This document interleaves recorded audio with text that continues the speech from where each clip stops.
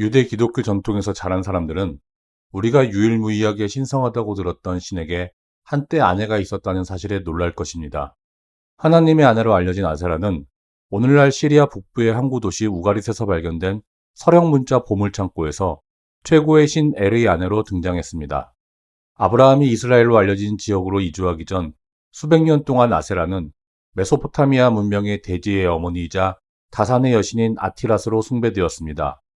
이 지역에 도착한 고대 이스라엘 사람들은 곧 그녀를 받아들여 히브리어로 아세라라는 이름을 붙였습니다.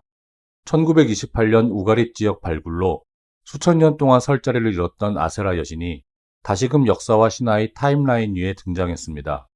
오늘은 하나님의 아내로 알려진 여신 아세라와 관련된 이야기에 대해 알아보겠습니다. 하지만 고대 이스라엘 사람들에게 아세라는 어떤 존재였을까요? 그리고 왜 그녀는 종종 히브리의 신 야훼와 짝을 이루는 모습으로 등장할까요? 역사가와 고고학자들은 아세라의 이야기를 종합한 결과 이 지역의 유물과 히브리어 성경 경전에서 아세라에 대한 많은 부분을 발견했습니다. 증거에 따르면 아세라가 고대 이스라엘과 유다에서 기원전 12세기부터 기원전 587년에서 588년으로 추정되는 남부 유다 왕국이 멸망하기 수십 년 전까지, 즉 이스라엘 민족의 유배 전 시기로 알려진 시기에 존재했음을 알 수 있습니다. 이집트 포로 시절 이전의 이스라엘과 유대인들은 다신교를 믿었을까요? 사실 다신교라는 개념 자체가 아세라를 찾는 데 내재되어 있습니다. 기독교 판테온에서 아세라의 위치는 최고 신인 야훼의 위치와 나란히 하고 있기 때문입니다. 또한 이 지역의 아세라와 그녀의 숭배를 상징하는 많은 유물들은 우상 숭배를 금지한 성경의 가르침을 따르고 있습니다. 그렇다면 그들은 어떻게 아세라를 숭배했을까요? 이 시점에서 대도시 지배 계층의 책 종교와 대부분의 이스라엘 사람들이 속한 시골 외곽 공동체에서 행해졌던 민속 또는 대중 종교를 구분하는 것이 중요합니다. 이스라엘의 외곽 지역에서는 글을 읽을 수 있는 사람이 거의 존재하지 않았기 때문에 도시에서 행해지는 책 종교는 외곽 지역에 거주하는 사람들의 삶에서 거의 의미가 없었습니다. 대신 시골 등 외곽 지역 사회는 조각상이나 기타 유물을 통해 그들만의 종교적 믿음을 가졌습니다. 이와는 대조적으로 대도시의 지식인 공동체는 전적으로 상류층 또는 지배층의 관점에서 쓰여진 텍스트를 만들어냈습니다. 놀랍게도 초기 히브리어 성경에서 아세라는 40여 차례나 언급되었지만 대부분 조롱의 대상으로 등장합니다. 대체로 당시의 성서학자들은 아세라가 남성 신인 야훼와 같은 무대를 공유하는 것에 불만을 품고 두 신을 한 무대에 세우지 않으려는 시도를 반복했던 것으로 보입니다.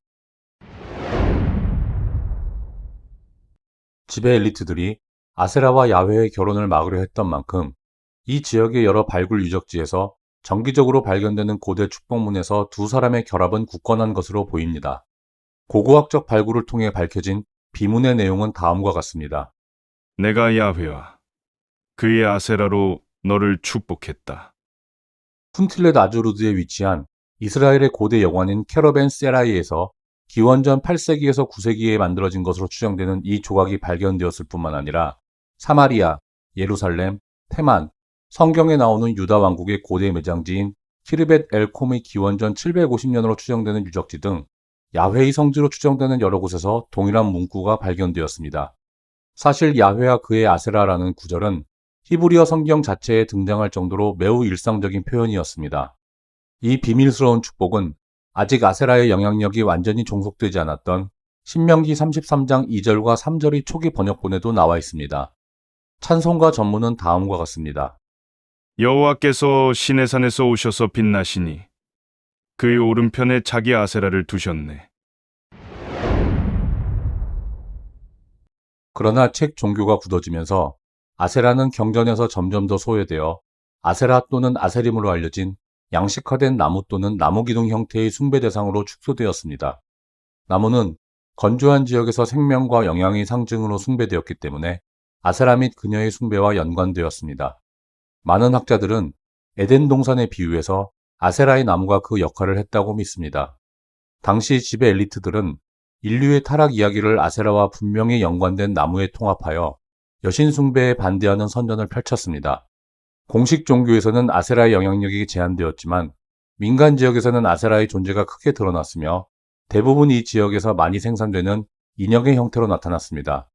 히브리어 성경에서 우상 숭배를 비난하고 있지만 대도시 외곽에 사는 사람들이 종교의 일부로 조각상과 숭배 대상을 우상화했다는 고고학적 증거가 충분하기 때문에 한 학자는 다음과 같이 말했습니다. 민속 종교는 성경을 기록한 사람들이 정죄한 모든 것으로 정의할 수 있습니다. 아세라는 이 지역 곳곳에 다양한 형태로 여러 번 등장합니다.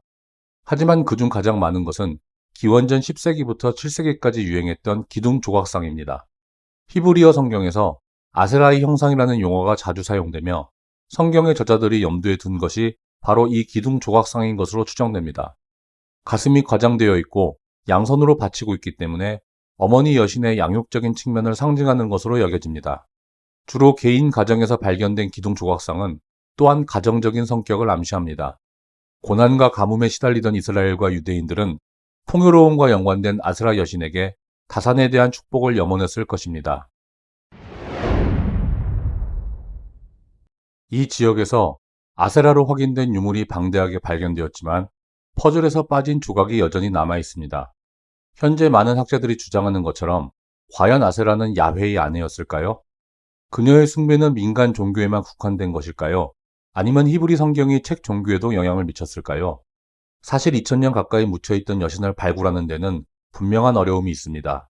하지만 고고학자와 역사학자들 사이에서 아세라의 영향력이 점점 더 인정받고 있으며 앞으로 이 분야에 대한 더 많은 조사와 학문적 발전이 이루어질 것으로 기대됩니다.